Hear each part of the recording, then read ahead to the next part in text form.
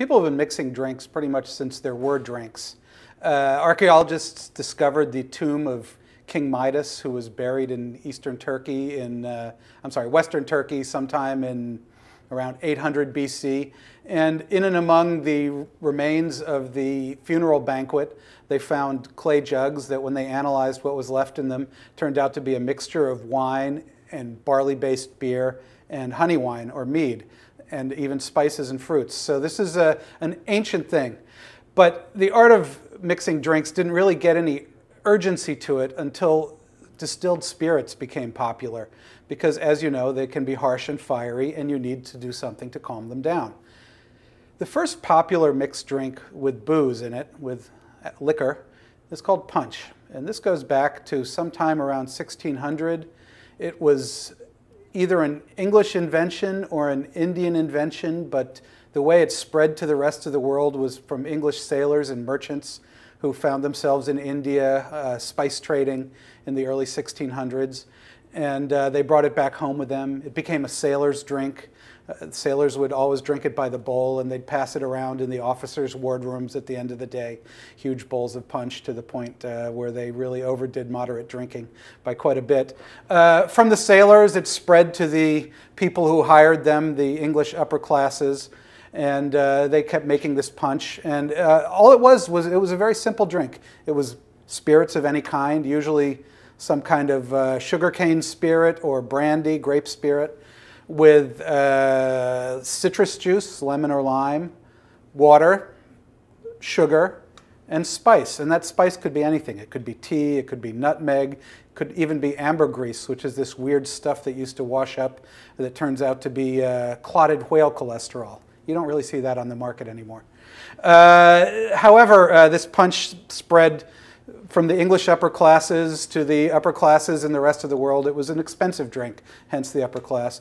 And then it spread to the American colonies, where rum, the basic ingredient, was much cheaper and citrus was much more available. And here in America, it became one of the great drinks of the people.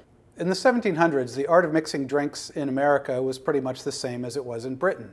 You had a few simple drinks, hot punch, cold punch.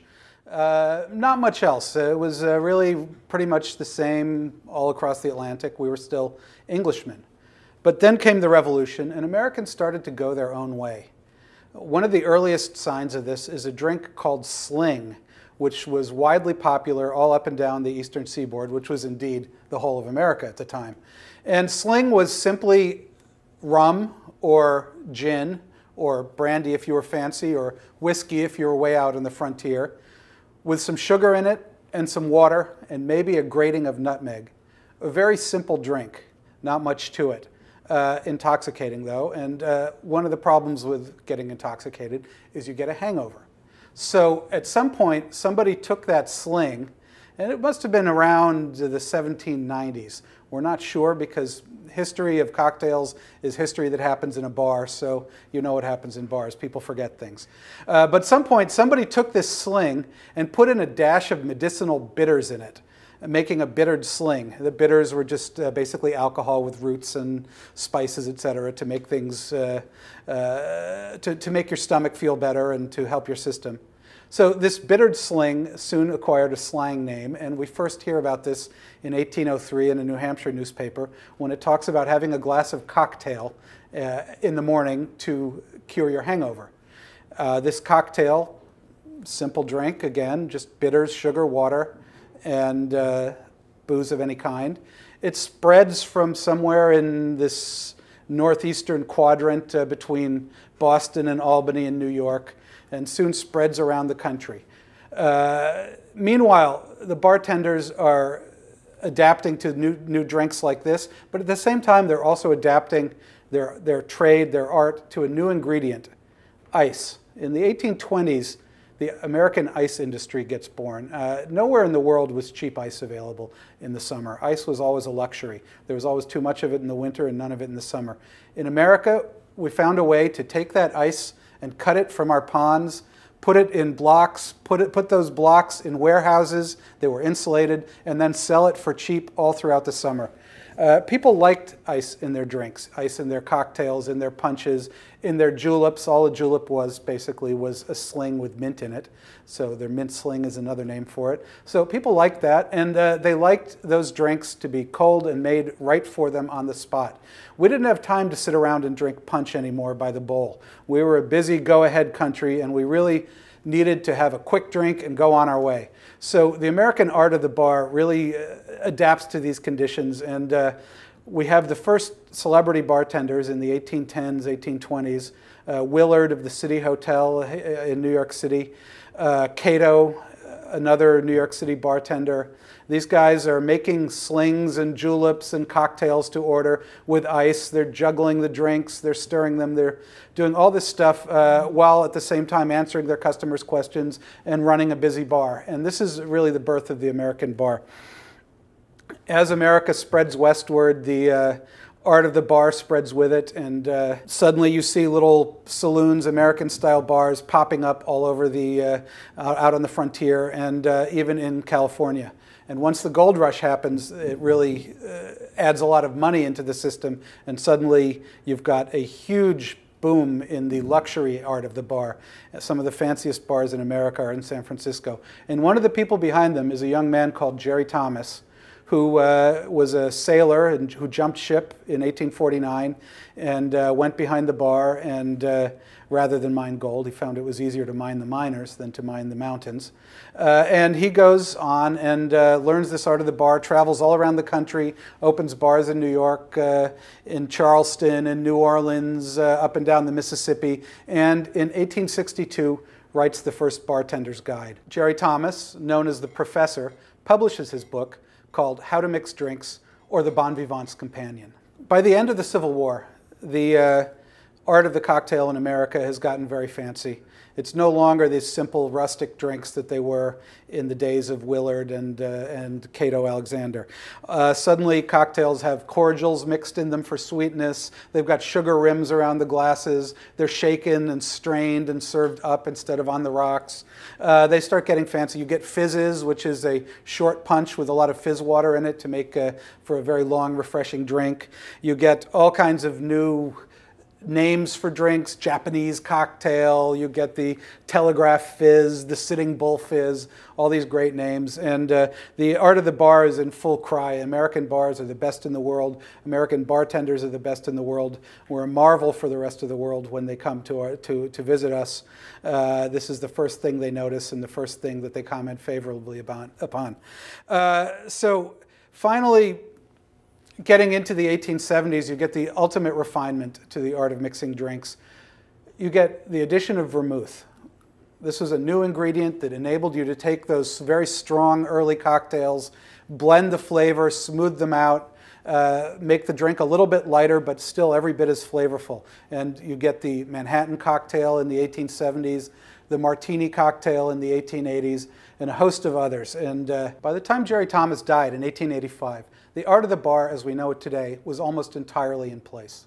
The cocktail is, in fact, America's first contribution to the culinary arts, and it's the first cultural product of the new nation that the rest of the world paid any attention to whatsoever. In 1806, a paper in Hudson, New York, called the Balance and Columbian Repository, publishes the first definition of the cocktail as spirits of any kind with sugar, water, and bitters. So with the popularity of the Manhattan and the Martini in the 1880s, mixology enters a new era. In Jerry Thomas's day, there were maybe 10 cocktails known to bartenders. By the time Prohibition comes in, the books are full of hundreds of them, cocktails with all kinds of names. Most of them are simply variations on the Martini and the Manhattan. If you change an ingredient or a proportion significantly, you would change the name of the drink. That was the etiquette then, and it still makes sense now. Let's talk for a moment about New Orleans, one of the capitals of civilized drinking in America. This has pretty much always been the case. The early travelers who went down there found the locals sipping mint juleps in the middle of the summer. It was one of the first places that ice was imported to. The julep gave way to the fancy punches, to claret cups, and all kinds of fancy drinks in the mid-19th century. And at the end of the century, you have the Sazerac cocktail with its dash of absinthe. You've got the Ramos Gin Fizz, one of the most delectable drinks ever invented. And the great thing about New Orleans is after Prohibition, they came right back and did exactly what they were doing before Prohibition, and they still do it to this day.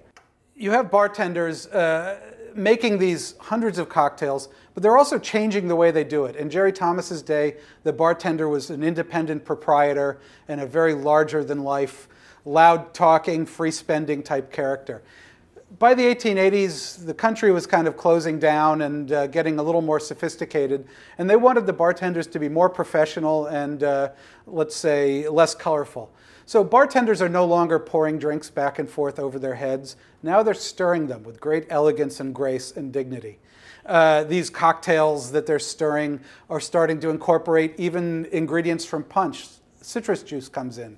In the early 1900s, the most popular drink is the Bronx cocktail, which is simply a martini with a little bit of orange juice in it. A very simple drink, very tasty. It was to the beginning of the century what the Cosmopolitan was to the end. You've got drinks like the Aviation coming in, a now very popular drink with lemon juice, maraschino liqueur, old ingredient but that had reached new prominence.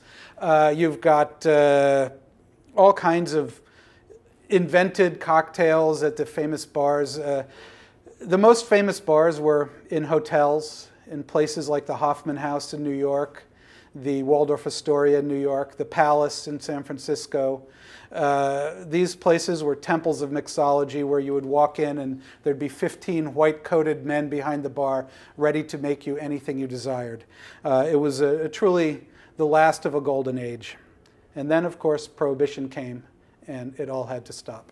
Now, in the popular imagination, we think of Prohibition as being the cocktail age, the age that all the great cocktails were invented. In fact, all the cocktails that we think of during Prohibition were invented before Prohibition and were simplified or otherwise bastardized during Prohibition to deal with the crappy ingredients, the fake liquor, the bootleg this and that people had to deal with. The honorable profession of bartender had been driven underground and criminalized. The best bartenders, the ones who could really do nothing else in life but practice their craft, found ways of moving to Cuba, to China, to London, to Paris, anywhere but in the US. The ones who worked here were mostly younger men who were not afraid of dealing with gangsters and did not mind so much if they were going to have to be arrested in practicing their craft. So they were not, let's say, the settled men in the profession. Prohibition did its damnedest to wreck the art of the cocktail, and it almost succeeded. When Prohibition was repealed in 1933, just about the first things to open were bartending schools.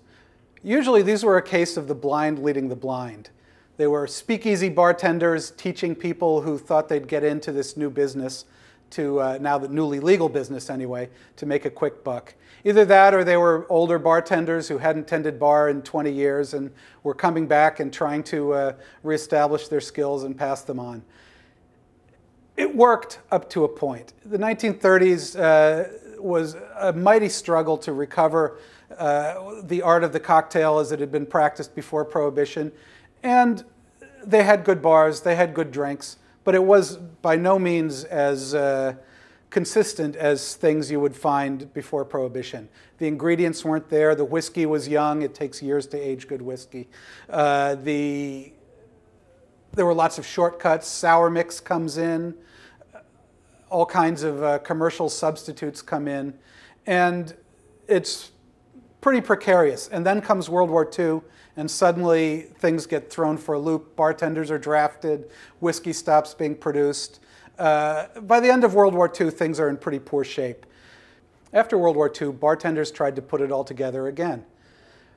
Again, they didn't have aged whiskey to work with. Again, they had false or substitute ingredients, cheap equipment. Things kept continuing in that way. We were into the frozen food 1950s, and fresh ingredients were no longer found behind the bar. There were a couple of exceptions. You could always get a fresh martini, so to speak. The dry martini was one of the high points of post-war mixology. The other one was in tiki bars. These Polynesian-themed places, palaces of exotic drinking, were sprung up in the late 1940s and were all over the country up until the mid-1960s. Unfortunately, when that craze petered out, it didn't really pass on any of its insights to bar culture in general. And after that was really the dark ages for the American bar, where drinks were simple two-ingredient things, poured without much care or interest and served to people who really didn't care much either. The culture was interested in other intoxicants at the time, and the bars were seen as being pretty old-fashioned. Things didn't really start changing until the late 1980s with the yuppie craze and the rediscovery of classic good things like steakhouses and red wine and martinis, and the Cosmopolitan, a pink drink of 1970s style that you could have served up in a sophisticated cocktail glass.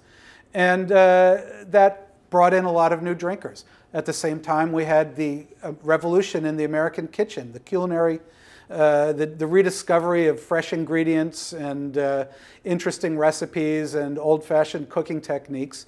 And that started to spread into the bar too. And by the 1990s, things were starting to look up.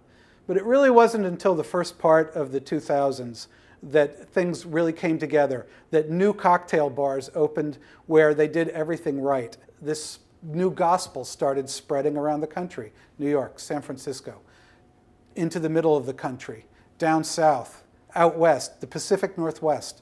It's a very exciting time to be in right now.